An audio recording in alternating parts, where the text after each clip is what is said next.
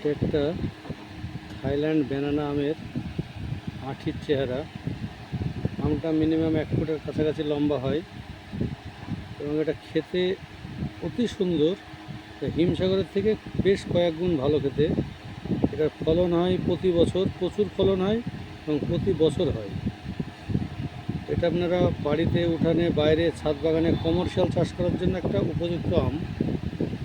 যেমন খেতেও ভালো, আমটা দেখতেও ভালো, পাকলে একদম হলুদ কালার হয়, ইয়েলো কালার। আর এর আঁঠিটা দেখছেন কত পাতলা। এর আঁঠিতে আঁশের বংশ নয়, কোনো আঁশ নাই এর আঁঠিতে। এর টোটালটাই খাওয়ার উপযুক্ত, প্রায় 95% এর খাওয়ার উপযুক্ত, আর 5% আঁঠিতে খোসাতে বাধ্য।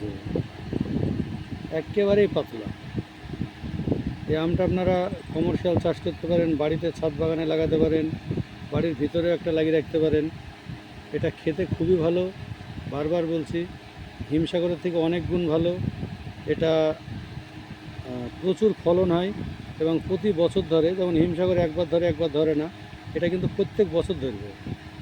এটা মিনিমাম 1 ফুটের কাছে লম্বা হবে এবং পাকলে কালারটা একদম হলুদ কালার হবে। এর চারা যোগাযোগ করবেন আমার এই করিমপুর কচিপাতা নার্সারিতে,